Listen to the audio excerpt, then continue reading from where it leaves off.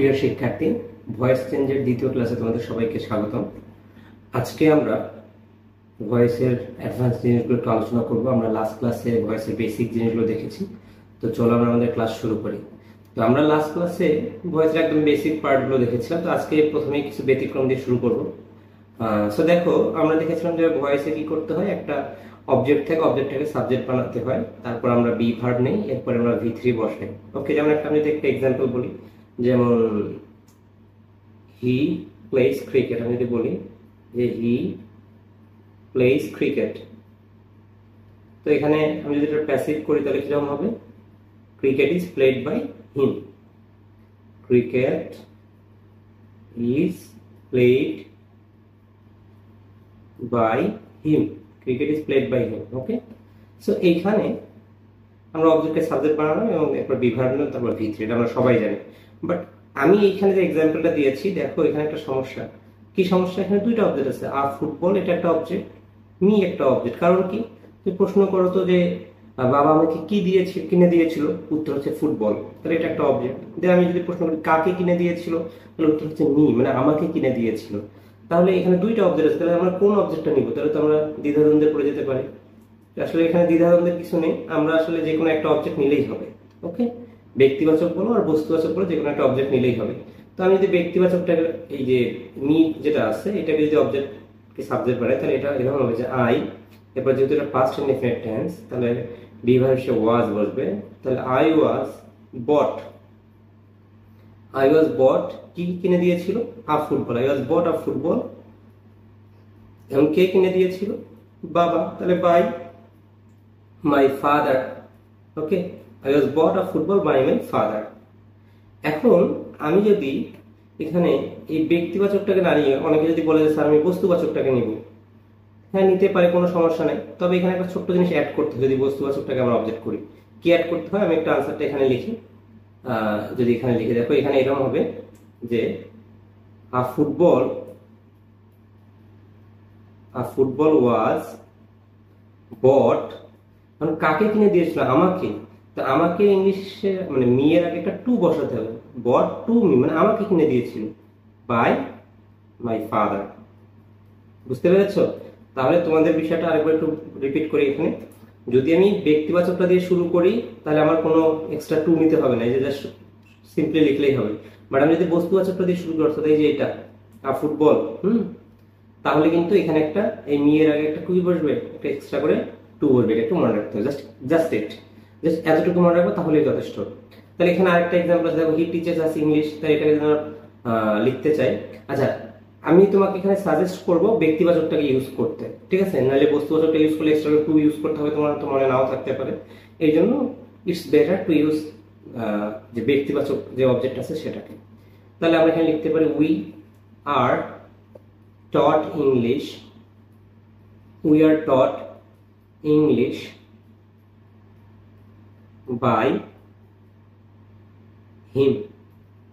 অথবা এইভাবে করা যাবে যে English is taught to us by him, দুটোই করা যাবে। এখন আমি কেন তোমাকে ব্যক্তিবাচকটাকে নেওয়ার কথা বললাম? কারণ অনেক সময় ফ্যাক্টেটিভ ভার্ব থাকবে, এবং ফ্যাক্টেটিভ ভার্ব কি, এটা তো আমরা ভার্বে আলোচনা করেছি, নিশ্চয়ই তোমাদের মনে আছে। যেমন we made him captain, we made him captain.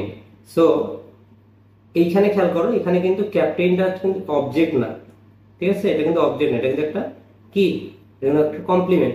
So যারা এই বস্তুবাচকটা নিয়ে, যাদের অভ্যাস হচ্ছে, যে যারা প্র্যাকটিস করেছে বস্তুবাচকটা দিয়ে, ঠিক আছে, অর্থাৎ এই যে ধরো ইংলিশটা সাবজেক্ট বানিয়ে করে, তারা কিন্তু হয়তো পরীক্ষার হলে ভুলে এই ক্যাপ্টেনকে তারা কি মনে করবে? এটা হচ্ছে অবজেক্ট। এটা তো অবজেক্ট না, এটা তো কমপ্লিমেন্ট। এই জন্য ইটস বেটার ব্যক্তিবাচকটা দিয়ে শুরু করা। তাহলে হিমের সাবজেক্ট কি হবে? হিমের সাবজেক্ট হবে হি। তাহলে he was made captain by us. He was made captain by us. So I hope যে তোমরা এটা বুঝতে পেরেছো। তো আমরা সবসময়, আমি সাজেস্ট করছি ব্যক্তিবাচকটাকে ইউজ করার। আচ্ছা, এরপরে আমরা আসি, দেখো এখানে বলছে হি কিল্ড হিমসেলফ। আচ্ছা বলতো হিমসেলফটা কোন প্রোনাউন মনে আছে কি? হিমসেলফটা হচ্ছে রিফ্লেক্সিভ প্রোনাউন, এবং রিফ্লেক্সিভ প্রোনাউনের ক্ষেত্রে প্যাসিভ করা আরো সহজ। কারণ কেন সহজ?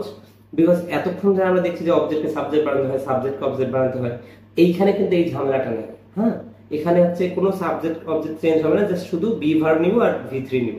তাহলে হি যে শুরুতে আছে, শুরুতে হি থাকবে, তাহলে হি এর চেঞ্জ হলো না, তাহলে তো সহজ এটা না। তাহলে দেখো এরপরে আছে কি কিল্ড, তাহলে হি ওয়াজ কিল্ড, কিন্তু পাস্ট ইনডিফিনিট, তাহলে ওয়াজ নিব, তাহলে he was killed by him. বুঝতে পেরেছো? He was killed by him. তাহলে এরকম রিফ্লেক্সিভ থাকলে আমরা কি করব, আমরা এই যে শুরুর যে সাবজেক্ট আছে এটাকে চেঞ্জ করব না, এটা দিয়ে শুরু করব, জাস্ট মাঝখানে একটা এই যে বি ভার্ব প্লাস V3 টা করব। And same thing goes for reciprocal pronoun. তোমাদের মনে আছে কি রেসিপ্রোকাল প্রোনাউন গুলো কি কি? রেসিপ্রোকাল প্রোনাউন গুলো ছিল each other and one another. তাহলে এই যে each other and one another এটা থাকলে সেম জিনিস হবে, অর্থাৎ এরকম হবে যে they are respected by each other, they are respected by each other.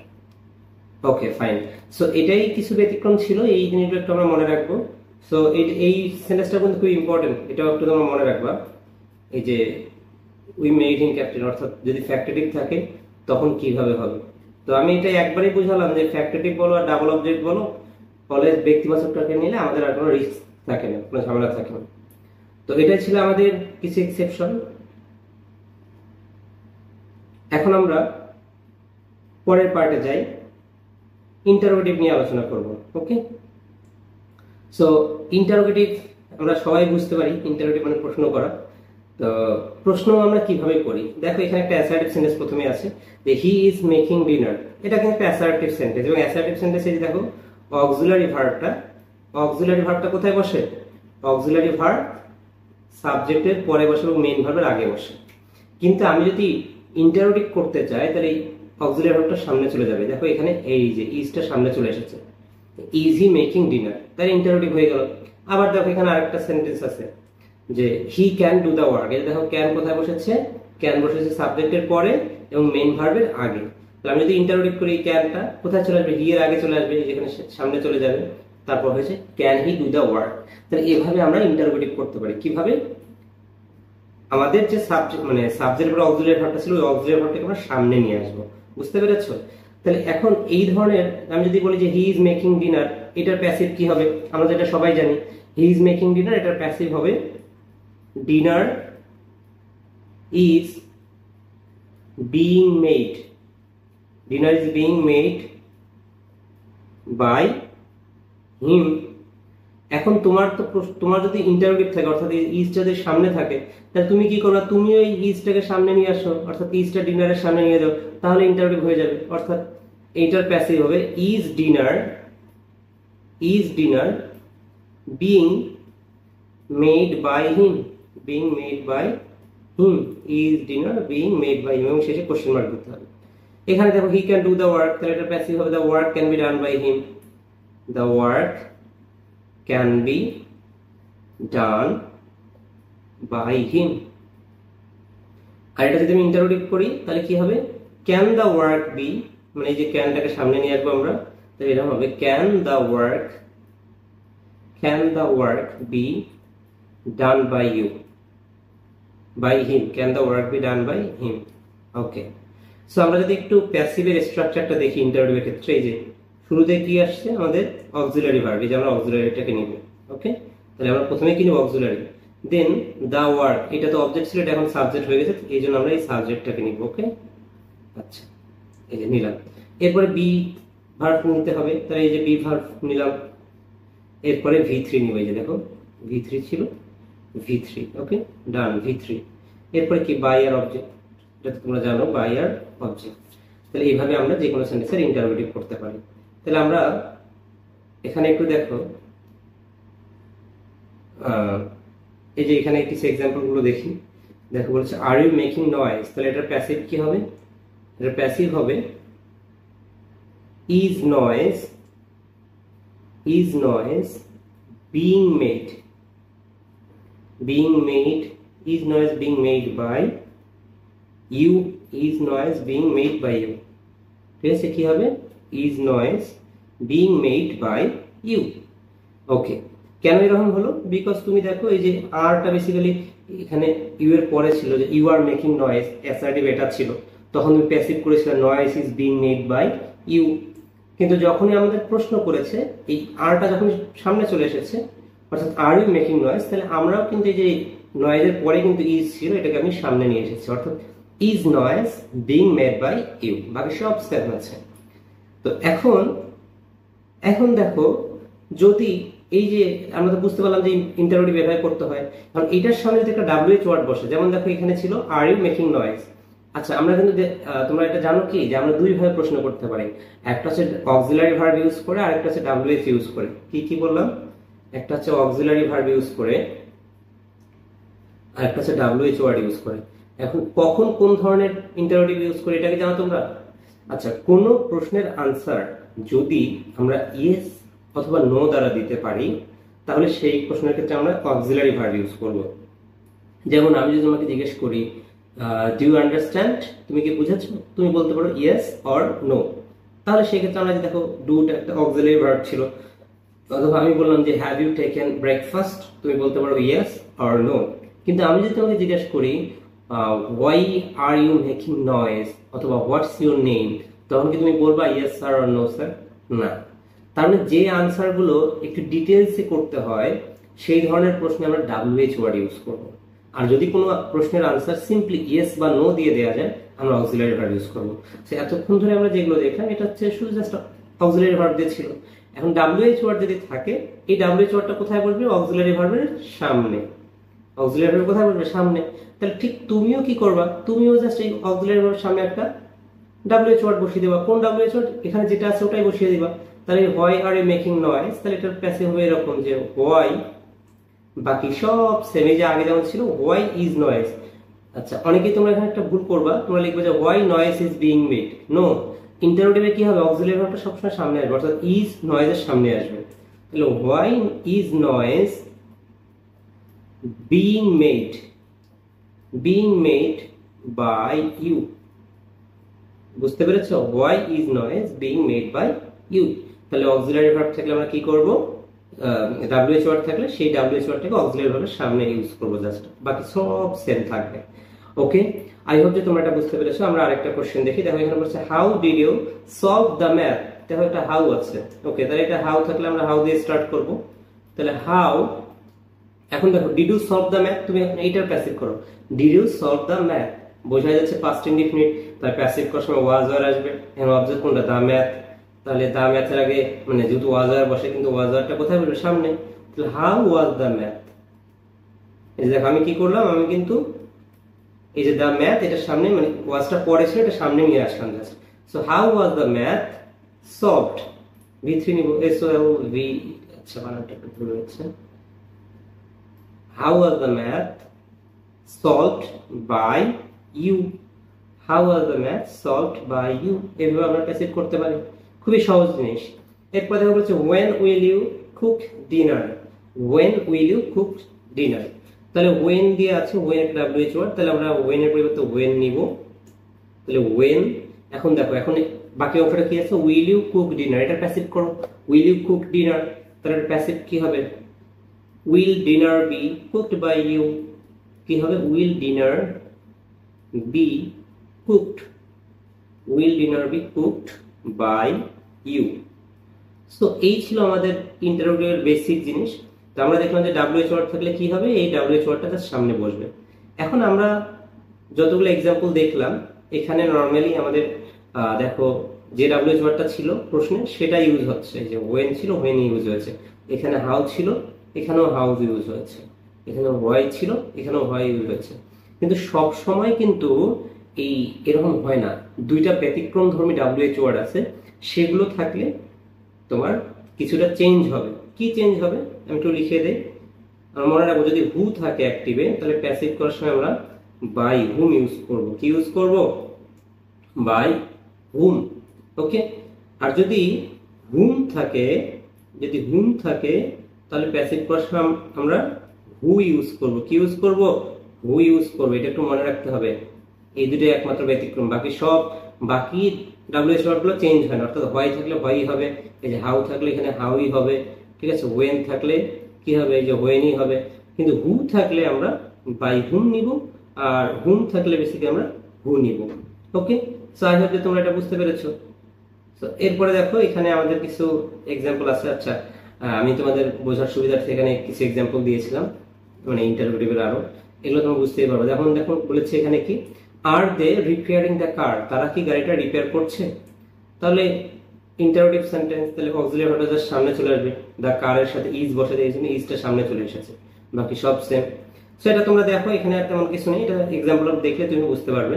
So আমি যেটা বিষয়টা বলছিলাম তোমাকে, যে হু এবং হু এর যে বিষয়টা একটু আগে বললাম, যে হু থাকলে কি বসে, হু থাকলে বাই হুম বসে। আচ্ছা, এটা কেন হু থাকলে বাই হুম বসে, লেটস নো ফার্স্ট। এইটা আগে আমরা জানার চেষ্টা করবো যে কেন হু থাকলে বাই হুম বসে, বাকিগুলো চেঞ্জ হচ্ছে না, এটা কেন চেঞ্জ হচ্ছে। সো এটা বোঝার আগে আমার একটা কোশ্চেন আছে, বলো তো হু হেল্পড ইউ এই বাক্যের সাবজেক্ট কোনটা? হু হেল্পড ইউ সাবজেক্ট কোনটা? এই বাক্যের সাবজেক্ট কিন্তু হচ্ছে হু। তোমরা বলতে পারো যে স্যার কিভাবে?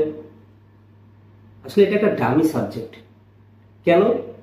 মানে বেসিক্যালি কে একজন তোমাকে হেল্প করেছে, ধরো আমি বললাম যে শি হেল্পড ইউ বা হি হেল্পড ইউ, সাবজেক্ট কোনটা? সাবজেক্ট হচ্ছে হি। তো এখন আমি জানতে চাইছি যে সে কে, হু হেল্পড ইউ। তো এই হুটা কিন্তু আলটিমেটলি ওই তাকে ইন্ডিকেট করছে যে হি হেল্পড ইউ। বিষয়টা এরকম না যে হি হেল্পড ইউ। তো এই বাক্যের সাবজেক্ট কোনটা? সাবজেক্ট কিন্তু হচ্ছে হু। তো আমরা জানি প্যাসিভ ভয়েসে সাবজেক্টটাকে কি বানাতে হয়? অবজেক্ট বানাতে হয়। সাবজেক্টটাকে কি বানাতে হয়? অবজেক্ট বানাতে হয়। অর্থাৎ সাপোজ আমি যদি তোমাকে বলতাম হি হেল্পড ইউ, এটার প্যাসিভ কি হবে? তুমি সিম্পলি এভাবে দেখতে, যে আমি যদি বলতাম হি হেল্পড ইউ, সেন্টেন্সটা একটু লিখি, তখন তুমি লিখতে যে you are, sorry you were, যেহেতু এখানে আমাদের হেল্প ছিল, তাহলে you were helped, you are helped by him, you are helped by him. এই যে কি করলো তুমি, বাই এবং হিম নিলা। তাহলে এখন আমি যদি বলি হু হেল্পড ইউ, তাহলে বিষয়টা কি এরকম না কাইন্ড অফ, যে ইউ ওয়্যার হেল্পড বাই হুম। হু এর অবজেক্টটা কি? আমরা জানি হু থাকলে এই যে প্যাসিভের জন্য বাই বসে, আর হু এর অবজেক্ট হচ্ছে হুম। তো আমার কিন্তু নরমালি এরকম হওয়ার কথা, বাট যেহেতু এটা একটা ইন্টারোগেটিভ সেন্টেন্স, প্রশ্নবোধক, যে হু হেল্প ইউ, তোমাকে কে সাহায্য করেছে, তাহলে এই যে প্রশ্ন করার ক্ষেত্রে আমরা ডাব্লিউ ওয়ার্ডটাকে কোথায় নেই? সামনে নেই। তো এই যে বাই হুম, এই সম্পূর্ণটাকে আমি কোথায় নিয়ে যাব? এটাকে সামনে নিয়ে যাব। যখন আমি সামনে নিয়ে যাব তখনই কিন্তু বেসিক্যালি এটা হয়ে যাবে বাই হুম। এই যে হুটা তখন হয়ে যায় বাই হুম, অর্থাৎ এটার আনসার হবে বাই হুম। বাকিগুলো সব সেম থাকবে, by whom were you helped, by whom were you helped. এখন এক্সট্রা করে আমাকে আর বাই হুম নিতে হবে না, কারণ কি শেষে আর বাই হুম হবে না, কারণ এই বাই হুমটা এই যে শেষে যেটা ছিল এটাকে আমরা সামনে নিয়ে এসেছি বিকজ অফ ইন্টারোগেটিভ সেন্টেন্স। মানে আমি তোমাকে এই কনসেপ্টটা বুঝালাম যে কেন বাই হুমটা আসে। তাহলে এখানে আসি, দেখো এখানে কি বলেছে, হু ওয়াজ মেকিং নয়েজ, তাই এটা হবে বাই হুম। হু থাকলে বাই হুম, বাই হুম। এরপর দেখো অবজেক্ট কোনটা? অবজেক্ট হচ্ছে নয়েজ, তাহলে by whom was noise, by whom was noise being made, by whom was noise being made। এরপরে আসি এই সেন্টেন্সে, দেখো এখন বলতে পারো ওয়াজ কেন হলো, কারণ এটা কন্টিনিউয়াস, পাস্ট কন্টিনিউয়াস থাকলে এই যে নয়েজের সাথে ওয়াজ বসে, এই জন্য এটা সামনে বসেছে, তারপর এক্সট্রা করে বিইং নিয়েছি, তারপর ভিতরে নিয়েছি। এটাতে আসি পরের সেন্টেন্সটাতে, বলছে হু ব্রোক দ্য গ্লাস, তাহলে এটা হবে by whom was the glass, by whom was the glass broken। ওকে, তাহলে আমরা যদি এখন এটার মানে স্ট্রাকচারটা একটু দেখতে চাই যে বাই হুম থাকলে কিভাবে করব। তো প্রথমেই বাই হুম থাকলে, মানে সরি হু থাকলে আমরা প্রথমেই বাই হুম বসাবো। কি বসাবো? বাই হুম বসাবো। ওকে, দেন আমরা অক্সিলারি ভার্ব নিব। ওকে, দেন আমরা যে আমাদের যে অবজেক্ট, সেই অবজেক্টটাকে নিব, মানে ওই যে অবজেক্টটা কি হয়ে যাবে? সাবজেক্ট হয়ে যাবে। তো আমি আর সাবজেক্ট লিখলাম না, মানে ওই যে শেষের যে অবজেক্ট, যেমন দা গ্লাস ছিল, এটা নিব আমরা। নেওয়ার পরে যদি আমাদের বি ভার্ব নিতে হয়, কারণ আমরা জানি যে প্যাসিভে বি ভার্ব নিতে হয়, বি ভার্ব নিব, ঠিক আছে, বি ভার্ব, তারপরে যে ভার্বটা থাকবে সেটার ভি থ্রি।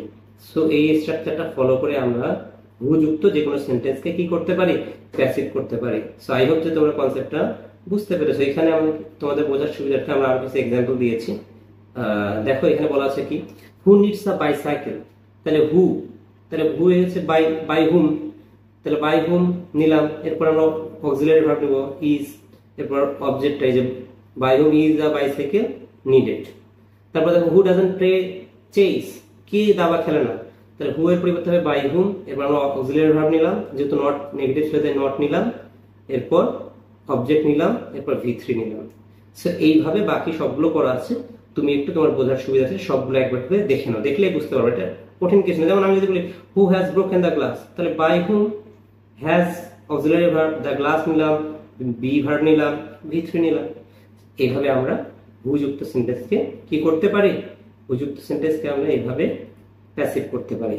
এখন আসি পরের ওয়ার্ডটা ছিল হুম, মনে আছে তো, বলেছিলাম দুইটা ওয়ার্ড চেঞ্জ হয়, হু এবং হুম। হুম থাকলে কি বসে, হুম থাকলে হু বসে। এখন আমরা বুঝবো যে হুম থাকলে কেন হু বসে। ওকে, তো বেসিক্যালি এটা জানার আগে আমার আরেকটা প্রশ্ন আছে, বলো তো এই বাক্যে যে হুম ডু ইউ ওয়ান্ট, এই বাক্যে অবজেক্ট কোনটা, বলো অবজেক্ট কোনটা? অনেকে ভাবতে পারে যে স্যার ইউ হচ্ছে অবজেক্ট, আনসার হচ্ছে নো, বিগ নো, ঠিক আছে, কারণ ইউ কিন্তু অবজেক্ট না, ইউ হচ্ছে বাক্যের সাবজেক্ট। অবজেক্ট হচ্ছে হুম, হুমটা অবজেক্ট। ওই যে আমরা যেমন ডামি সাবজেক্ট দেখেছিলাম এখানেও, মানে আমি ধরো বললাম যে ধরো সেন্টেন্সে এরকম বলেছি, একটা সেন্টেন্স বললাম যে do you want him, do you want him, তুমি কি তাকে চাও, ডু ইউ ওয়ান্ট হিম। এই বাক্যে অবজেক্ট কোনটা, তুমি চোখ বন্ধ করে বলে দেবে স্যার হিম। তাহলে আমি এখন এটাই জানতে চাচ্ছি যে তুমি কাকে চাও, এই তাহলে হুমটা কি কাকে ইন্ডিকেট করছে, হিমটাকে ইন্ডিকেট করছে না। তাহলে এইটাও কিন্তু এখানে অবজেক্ট, অবজেক্ট কি, অবজেক্ট হচ্ছে হুম, হুম হচ্ছে আমাদের অবজেক্ট। তাহলে অবজেক্টকে আমরা প্যাসিভ ভয়েসে কি করি, অবজেক্টকে আমরা প্যাসিভ ভয়েসে সাবজেক্ট বানাই। তো হুমের সাবজেক্ট কি, হুমের সাবজেক্ট হলো হু, হুমের সাবজেক্ট কি, হুমের সাবজেক্ট হলো হু। তাহলে এই জন্য হুম থাকলে কি হয়ে যাবে, হুম থাকলে হু হয়ে যাবে। তাহলে এই যে তাহলে আমি হুমটাকে কি বানাবো, হুমটাকে সাবজেক্ট বানিয়ে হু বানাবো, তাহলে হু নিলাম। এরপরে ডু ইউ ওয়ান্ট, প্রশ্ন হচ্ছে ডু ইউ ওয়ান্ট, তাহলে আমরা এটাকে প্যাসিভ করো, তাহলে হু ইজ, হু এর সাথে ইজ বসে, তাহলে who is wanted by you, who is wanted by you, who is wanted by you.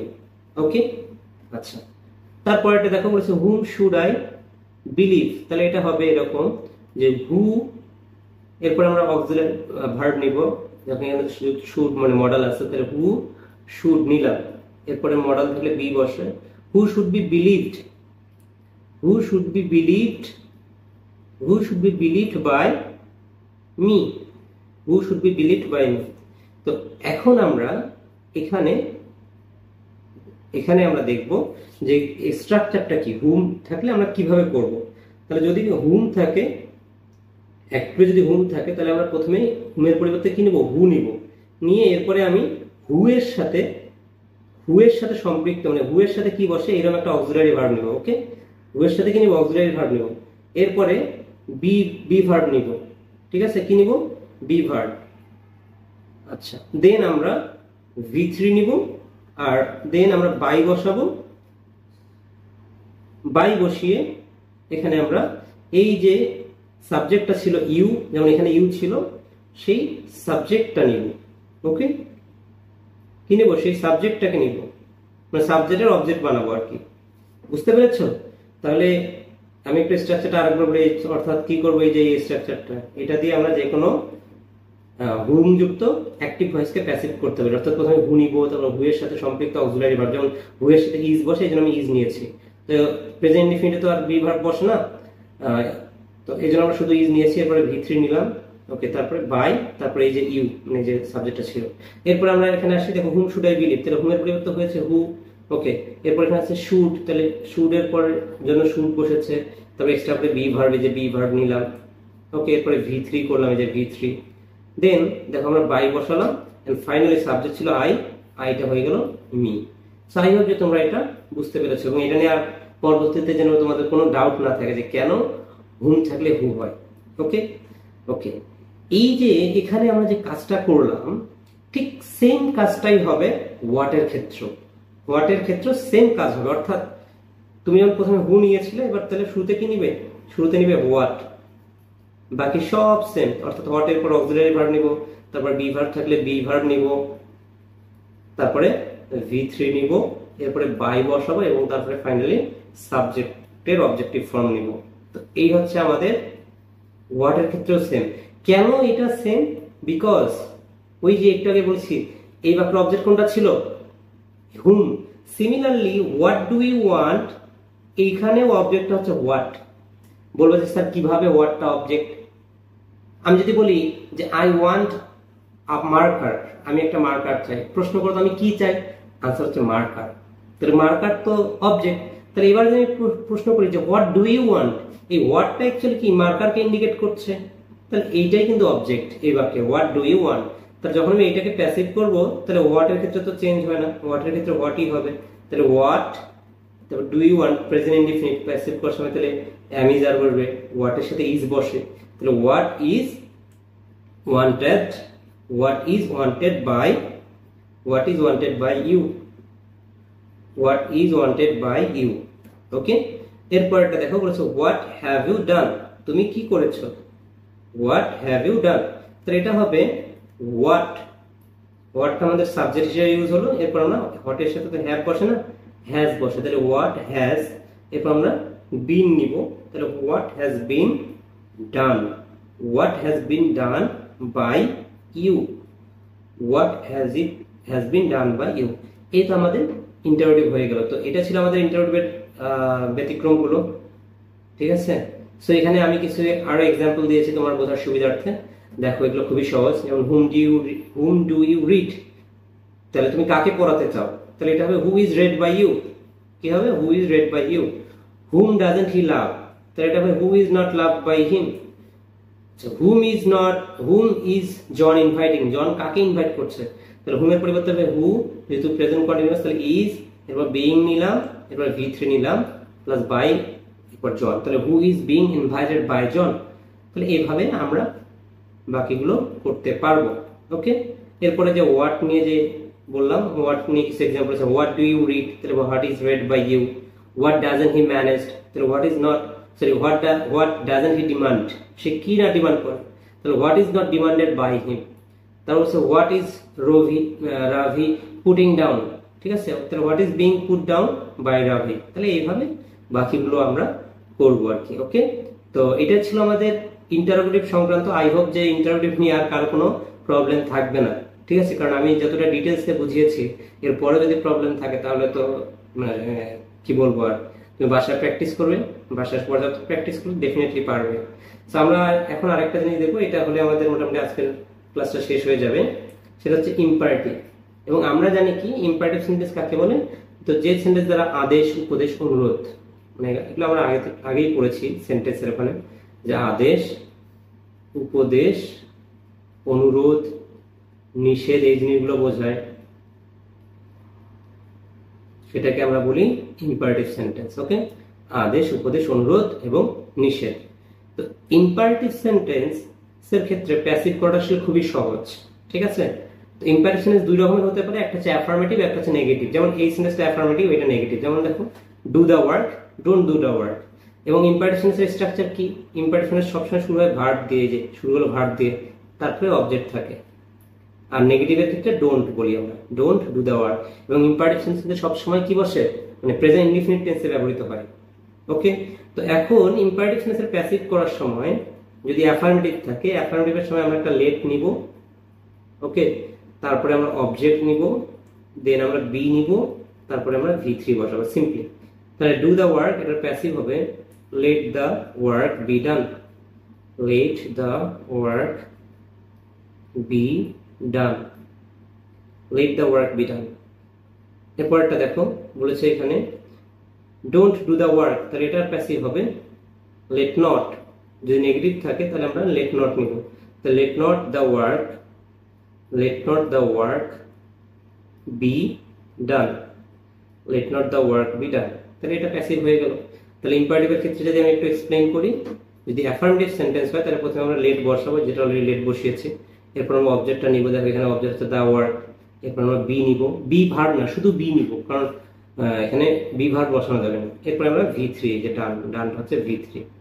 এরপর আসে যদি নেগেটিভ সেন্টেন্স হয় তাহলে আমরা প্রথমে লেট না, লেট নট বসাবো। কি বসাবো? Let not. এরপর অবজেক্ট নিব, তো দ্য ওয়ার্ক। এরপর আমরা বি নিব, তারপর আমরা V3 নিব। তাহলে let not the work be done. Okay, so I hope যে তোমরা এটা বুঝতে পেরেছ। এখন অনেক ইম্পারেটিভ সেন্টেন্স, মানে এখানে শুধু একটা অবজেক্ট ছিল, খেয়াল করে একটা অবজেক্ট, বাট অনেক ইম্পারেটিভ সেন্টেন্সে দুইটা অবজেক্ট থাকতে পারে। যেমন আমি বলতে পারি যে ব্রিং মি আ রোজ, আমাকে একটা গোলাপ এনে দাও। তো এইটার প্যাসিভ কি হবে? তাহলে আমরা অবজেক্ট নিতে late a rose, late a rose be ব্রট। এই যে লেট নিলাম, অবজেক্ট নিলাম, বি নিলাম, ব্রিং এর ভিতরে হচ্ছে ব্রট। Late a rose be ব্রট। এরপরে কথা হচ্ছে ফুলটা কার জন্য আনো, বলছে ব্রিং মি রোজ, আমাকে একটা ফুল এনে দাও। তো তুমি এখানে বলতে পারো to me, late a rose be ব্রট to me, মানে আমাকে এনে দাও। ঠিক আছে, লেট আ রোজ বি ব্রট, একটা ফুল আনা হোক, কার জন্য আনবে? টু মি, বা আমাকে এনে দাও। বা তুমি চাইলে এখানে ফর মিও বলতে পারো, যে ফর মি। সো যদি অবজেক্টের মানে ইম্পারেটিভ সেন্সে দুইটা অবজেক্ট থাকে, তাহলে আমাকে এক্সট্রা করে এখানে একটা কি বসাতে হবে, যে টু বা ফর, তারপর ওই যে যার জন্য আনা হবে তাকে, সেই অবজেক্টটা বসবে। বুঝতে পেরেছো? তাহলে এই আর কি ব্যতিক্রম। তাহলে আমি যদি এবার তোমাকে বলি যে প্লাক মি আ রোজ, তাহলে এটা হবে let a rose be plucked for me. আমি যদি বলি bring me a glass of water, তাহলে এটা হবে প্যাসিভ, হবে let a glass of water be brought for me. তবে অনেক ইম্পারেটিভ সেন্টেন্স আছে যেটা শুরুই হয় লেট দিয়ে। এবার যদি আমি এই সেন্টেন্সটাকে এভাবে বলি, দেখো let me bring a rose, let me bring a rose. Okay, তো এইটার প্যাসিভ কি হবে? এইটার প্যাসিভ হবে let me bring a rose. তাহলে আমরা লেট আ রোজ, লেট নিলাম, অবজেক্ট নিলাম, এরপরে be, let a rose be brought বসালাম। এরপরে হবে বাই মি। অনেকেই বুঝতে পারছেন যে স্যার এখানে ফর মি হচ্ছে আর এখানে বাই মি হচ্ছে, কারণটা কি? আচ্ছা, আমি একটু জিনিসটা ব্যাখ্যা করি। যখন আমি বলেছি ব্রিং মি আ রোজ, তার মানে আমি এটা তোমাকে বলেছি যে তুমি আমাকে একটা ফুল এনে দাও। তাহলে লেট আ রোজ বি ব্রট, কাকে এনে দিবা? আমাকে, টু মি, অথবা আমার জন্য, ফর মি। বাট আমি যখন বললাম লেট মি ব্রিং আ রোজ, তার মানে আমাকে আনতে দাও। আমাকে আনতে দাও মানে কি? কে আনবে? আমি নিয়ে আসবো। দ্যাটস হোয়াই এখানে বাই মি হয়েছে। বুঝতে পেরেছো? দ্যাটস হোয়াই কি হয়েছে? দ্যাটস হোয়াই এখানে বাই মি হয়েছে। ক্লিয়ার? তো আমরা মনে রাখবো, যদি এরকম দুইটা ডাবল অবজেক্ট থাকে মানে ইম্পারেটিভের ক্ষেত্রে, তাহলে আমরা লেট নিব, ঠিক আছে, তারপরে যে অবজেক্টটাকে নিব, এরপর বি নিব, তারপর V3, এন্ড শেষে যার জন্য নিয়ে আসতে বলেছে বা যাকে আনতে বলেছে সেটার আগে টু বা ফর বসাবো। আচ্ছা, আর যদি লেট দিয়ে শুরু হয় এই ধরনের সেন্টেন্সটা, তাহলে আমরা প্রথমে লেট, এটা তো মানে ইম্পারেটিভ স্ট্রাকচার, তারপর অবজেক্টটাকে নিব, তারপর বি নিব, তারপর V3 থাকবে, এবং যেহেতু কাজটা আমি করব তাহলে এই জন্য বাই মি। তাহলে আমি যদি বলি let him do the work, let him do the work, তাহলে এটা প্যাসিভ হবে let the work be done by him, let the work be done by him. বুঝতে পেরেছো? আচ্ছা, এখন আসি, যদি অনেক সেন্টেন্সে আমরা জানি যে প্লিজ থাকে, মানে অনুরোধ করা বোঝাতে প্লিজ থাকে, যে please help me, please help me, এটাও তো একটা ইম্পারেটিভ সেন্টেন্স, তাই না? সো প্লিজ যুক্ত ইম্পারেটিভ সেন্টেন্সকে প্যাসিভ করার সময় আমরা এই প্লিজের পরিবর্তে অলওয়েজ একটা টার্ম বসাবো, সেটা হচ্ছে ইউ আর রিকোয়েস্টেড টু। তাহলে প্লিজের পরিবর্তে কি বসাবো? প্লিজের পরিবর্তে বসাবো ইউ আর রিকোয়েস্টেড টু। তারপর আমরা ভার্বটা বসাবো, তারপর ভার্ব থেকে বাকি অংশ, মানে বাকি যতটুকু থাকে। তাহলে এই যে প্লিজ হেল্প মি, এটার প্যাসিভ হবে you are requested to help me, you are requested to help me. বুঝতে পেরেছ? তো প্লিজ থাকলে আমরা এইভাবে করবো। এবং একটা মজার বিষয় বলি তোমাদেরকে, এটা এমন একটা স্ট্রাকচার, এই যে ইউ আর রিকোয়েস্টেড টু, এই স্ট্রাকচার দিয়ে তুমি যে কোনো আসলে ইম্পারেটিভটা করতে পারো না। এই যে আমরা এতক্ষণ দেখুন ডু দ্য ওয়ার্ক, এই সবগুলো কিন্তু এই স্ট্রাকচার দিয়ে করা যায়। শুধু চেঞ্জ হবে এই জায়গাটাতে, রিকোয়েস্টেড এটা চেঞ্জ হবে। কি চেঞ্জ হবে? দেখো, যদি কোনো একটা সেন্টেন্স দ্বারা অর্ডার বোঝায় তাহলে আমরা বলবো ইউ আর অর্ডার টু, তারপর ভার্ব থেকে বাকি অংশ। যদি কোনো কিছু দ্বারা কোনো উপদেশ বোঝায় তাহলে আমরা বলবো ইউ আর অ্যাডভাইস টু। ঠিক আছে? তাহলে এই যে ডু দা ওয়ার্ক, এটা একটা অর্ডার, তাহলে আমি বলতে পারি you are order to do the work. তারপর এইভাবে করলেও কিন্তু প্যাসিভ হবে। ঠিক আছে? আবার দেখো, অনেক ইম্পারেটিভ সেন্সে অবজেক্ট থাকে না, যেমন কাম হিয়ার, কোনো অবজেক্ট আছে? কোনো অবজেক্ট নেই, আর আমরা যেন অবজেক্ট না থাকলে কিন্তু প্যাসিভ হয় না। বাট এই ইম্পারেটিভের ক্ষেত্রে কিন্তু এটা করা যাবে। আমি সিম্পলি বলতে পারি you are ordered to come here, you are ordered to come here। তাহলে দেখো, এই যে মানে এরকম ইম্পারেটিভ সেন্টেন্স যেহেতু একটা অর্ডার বোঝাচ্ছে, তাই you order to come here. তাহলে আমি যদি বলি respect your parents, respect your parents, তাহলে এটার প্যাসিভ হবে you are advise, you are advised to respect, you are advised to respect your parents। তো এইভাবে আমরা যে কোনো ভয়েস মানে প্যাসিভকে কি মানে ইম্পারেটিভ সেন্টেন্সকে কি করতে পারি? প্যাসিভ করতে পারি, জাস্ট এই স্ট্রাকচারটা দিয়ে। ইউ আর রিকোয়েস্টেড এর পরিবর্তে যদি অর্ডার বোঝাতে অর্ডার, যদি অনুরোধ বোঝাতে হবে তো রিকোয়েস্টেড, আর যদি উপদেশ বোঝাতে তাহলে অ্যাডভাইস, যদি নিষেধ বোঝায় তাহলে you are forbidden. Okay, so এইটাই ছিল আমাদের ইম্পারেটিভের ইম্পারেটিভ সংক্রান্ত যত কনসেপ্ট এবং যত ধরনের কনফিউশন ছিল আমি ক্লিয়ার করে দেওয়ার চেষ্টা করেছি। ইনশাল্লাহ আর একটা ক্লাস লাগবে আমাদের ভয়েসের, সেই ক্লাসটাতে আমাদের ভয়েস শেষ হয়ে যাবে। সবাই ভালো থাকুন, আসসালামু আলাইকুম।